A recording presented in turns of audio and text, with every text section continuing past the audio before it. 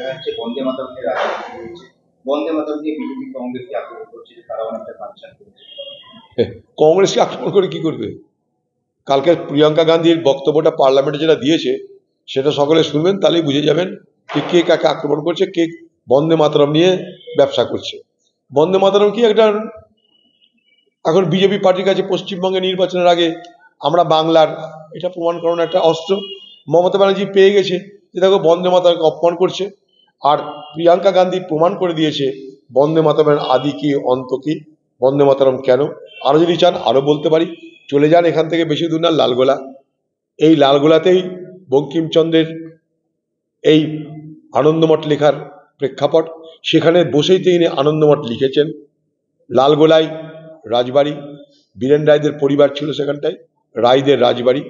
সেখানে সন্ন্যাসী বিদ্রোহীরা সেই রাজবাড়ির পিছনে একটা জায়গায় জড়ো হতো, কলকালি নাকি একটা নদী, সেইখানেই তাদেরকে ব্রিটিশের বিরুদ্ধে লড়াই করার জন্য শিক্ষা দিত সেই রাজ পরিবারের একজন পুরোহিত। সবকিছু দেখে বঙ্কিমচন্দ্র লিখেছিলেন এই আনন্দমঠ, যেখানে তিনি বলতে চেয়েছিলেন যে রাজবাড়িতে যে কালী মূর্তি আছে, সেই কালী মূর্তিতে সেই সময় নাকি প্রার্থনা হতো, প্রেয়ার হতো বন্দে মাতরম নামে। সেই বঙ্কিমচন্দ্র যিনি এই মুর্শিদাবাদ জেলার, এই যে দেখছেন এই জেলা ম্যাজিস্ট্রেট ছিলেন, এই স্কোয়ার ফিল্ডের ওই পাশটা যে বাড়িটা, ওই বাড়িটাতে তিনি থাকতেন। এই স্কোয়ার ফিল্ডের মাঠে থেকে অপমান করা হয়েছিল। তিনি যাচ্ছিলেন এই তার বাংলোতে যাচ্ছিলেন মাঠ ধরে পালকিতে চেপে, ব্রিটিশরা ক্রিকেট খেলছিল, তারা তাকে যেতে দেয় না, তাকে অপমান করে। তার জন্য বঙ্কিমচন্দ্র কোর্টে কেস করে, সেই ব্রিটিশ সামরিক বাহিনীর অফিসারকে ক্ষমা চাইতে হয়। অনেক সব ঘটনা এই মুর্শিদাবাদের। বন্দে মাতরমকে ভারতবর্ষের কংগ্রেস পার্টি প্রথম বন্দে মাতরমকে স্বীকৃতি দিয়েছে।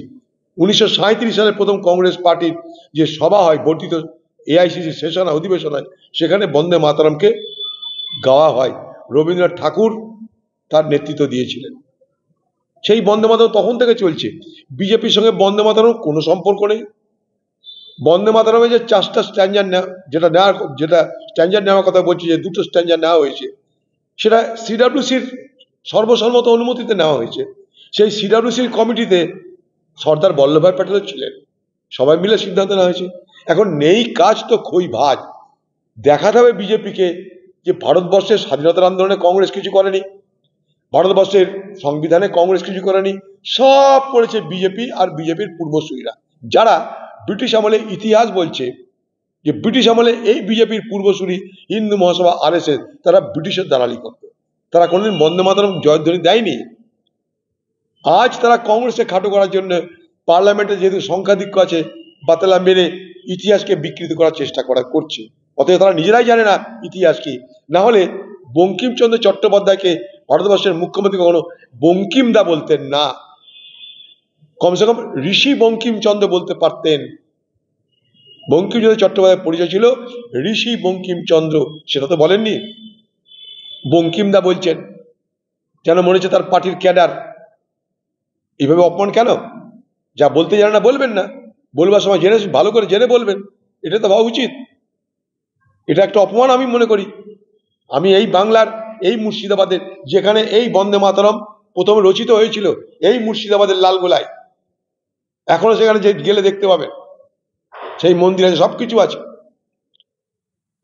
আমি তাই ভারতবর্ষের সরকারকে, পশ্চিমবঙ্গের সরকারকে আমি দাবি করছি, চিঠিও লিখব, যে এই যে বঙ্কিমচন্দ্র যেখানে বসে বন্দে মাতরম লিখেছিলেন, সেইটাকে হেরিটেজ সাইট হিসেবে ঘোষণা করে তার রক্ষণাবেক্ষণ, ভবিষ্যৎ প্রজন্মের কাছে তার ইতিহাস সমস্ত কিছুকে রক্ষা করার ব্যবস্থা করা হোক।